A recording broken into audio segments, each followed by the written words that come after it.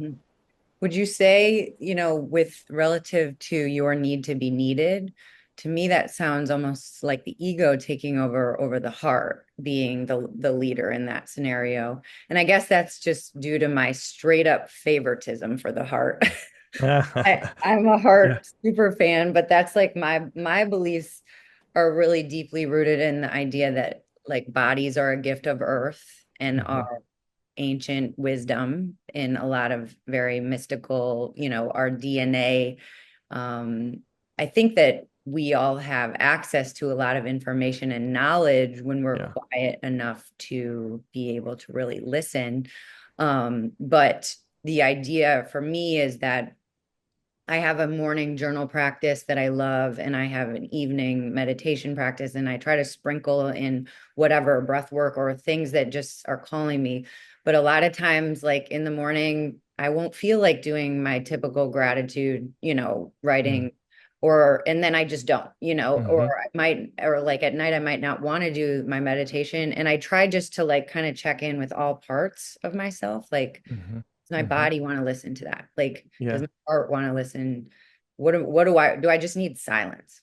Do I Yeah. need to just go to bed?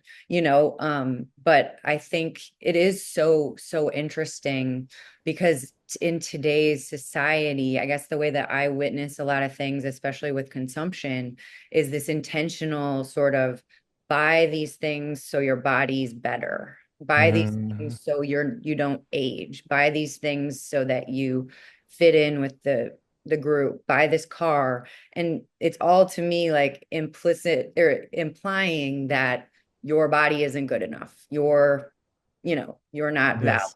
And Yes. ultimately, none of that is true, of course, but that's where I think, really getting, I've thought of this week, and it was really the concept of like, until you really genuinely love yourself and you develop a practice where you are truly an inner haven for you, that like that's when your outer life begins to truly change. Like for me, Yes. that's when my reality really started to change to where I can experience awe and like amazement and wild synchronicities and these mystical experiences literally just walking down the street or going to the Hmm. grocery store, going to the farmer's market.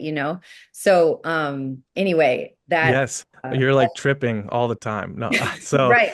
I absolutely, I mean, I'm all about heart. And I think all those other, there's so much more nuance to those things I said, but I think you're capturing the fact. I think our popular understandings of them are way off. So, for example, the path of knowledge, really at the end of the day, what it would be about, it's about saying, I am not this, I am not that, I am not my appearance, I am not the thoughts in my head, I am not the feelings I have, I am not Ben Codd, who's a coach and a author and a blah blah blah. I'm not my LinkedIn bio for sure. I'm not all these things. And that as we shed these layers, and this is a practice of like super deep contemplatives, it's almost like we shed like all these things, even separate ourselves from our own physicality, and we realize there's this beautiful silence at the core of who we are, which I would say again, that's sort of synonymous with that's heart. Okay.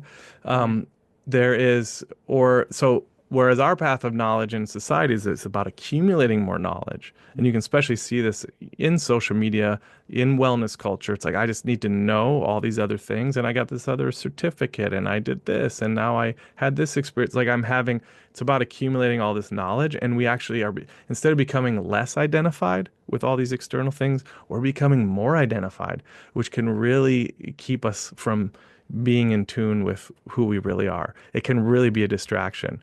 And then similarly, the sort of path of action, or you could say body, even, you're totally right. Like that's some slippery space in our culture that wants to commodify everything and Well, wants to make us feel like we're less than.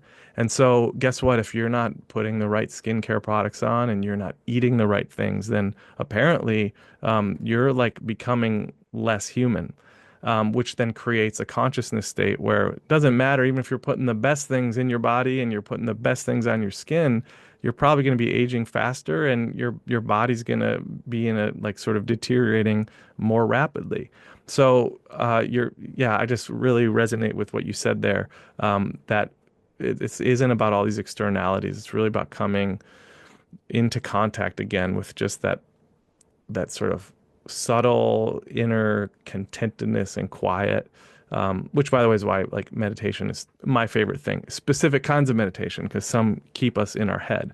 But Ooh. there's ways to access that regularly, consistently, and not just do it when we're meditating, but then it becomes the type of experience you're talking about when you're walking down the street, which is like, I am all of it, and I'm connected to all of it, and what a gift.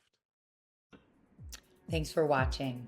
Hit subscribe to keep informed on these interesting conversations and introspective insights.